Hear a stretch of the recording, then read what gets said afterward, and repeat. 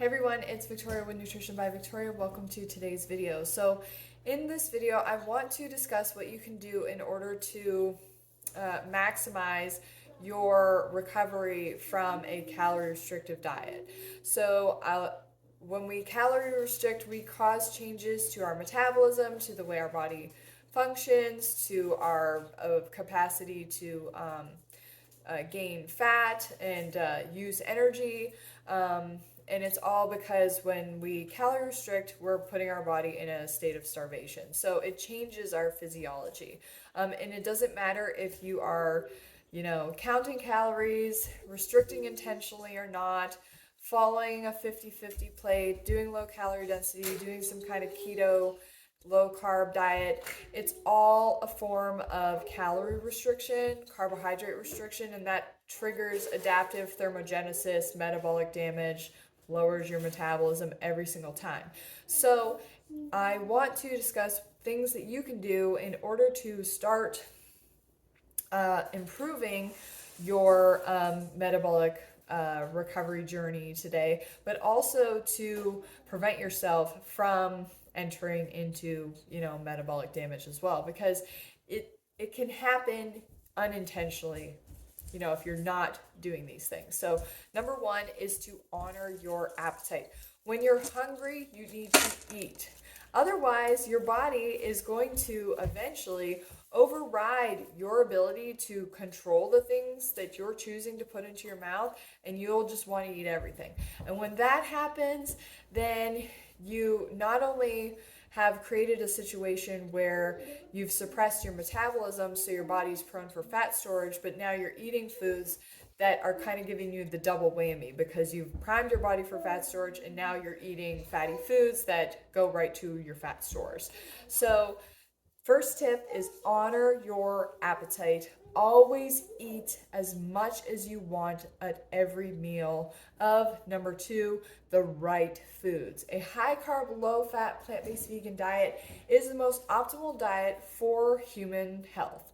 And that has been shown in multiple studies. My favorite plant-based doctor is Neil Barnard. He's wrote a lot of really good books about how a whole foods plant-based diet can support your weight loss goals and health and your metabolism. And his plan is not so strict where you're not able to have treats and snacks and things like that. It is like a whole food foundation, which is what I do promote as well, is unlimited fruit and starch and vegetables with the addition of like beans if you want them, and refined sugar.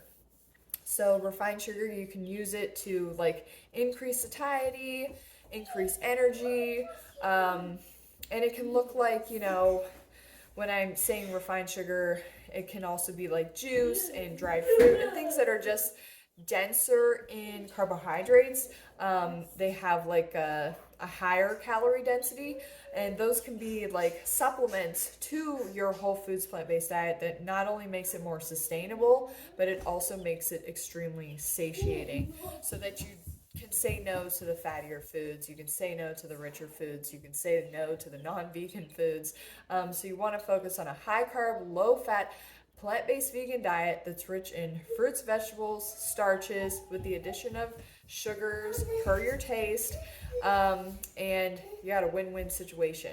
So what will happen is when you're eating this way, you're on your appetite and you're eating unlimited calories from the right foods, your body will reach a plateau point with any weight gain that occurs from recovering your metabolism from adaptive thermogenesis, from calorie restriction. The amount of weight gain is going to vary depending on your past history and your genetics, as well as your current state of fitness. Fitness is something that you still can do while you're recovering metabolically. Some people want to take a complete break. That's fine. You got to listen to your body. But it is important that you do become physically active again at some point, because it is extremely important for our body to move and for our health. I recommend doing 20 to 30 minutes of low to moderate intensity exercise every day, just to help you feel good. You get endorphins, you get dopamine release from doing exercise. And it also helps to support your metabolism to increase as long as you are, eating enough calories. So you don't, just do what feels good. So you want to eat as much as you want, and you want to do what feels good. The last thing that you really want to focus on is getting to bed before 10 p.m. Every hour that we get of sleep prior to midnight is what is necessary for human growth hormone release, and that helps to increase our metabolism. Ideally, 9 p.m., 8 or 9 p.m. is like the most ideal time to go to bed, but I just say 10 p.m. is like the latest.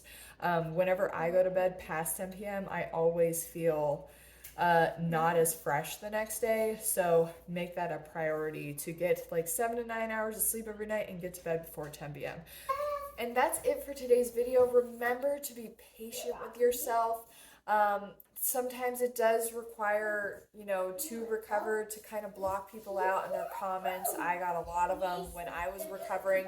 But just know that you are rowing your boat in the right direction by honoring your appetite every day, eating the right foods, getting enough sleep, and doing some movement. You will get the results that you desire. All right, that's it for today's video. Leave any comments or questions down below, and I will see you guys next time. I also want to mention that this is going to be the last month, this is June 2022, that I'm going to be offering my limited lifetime coaching group at a super affordable price of only $50.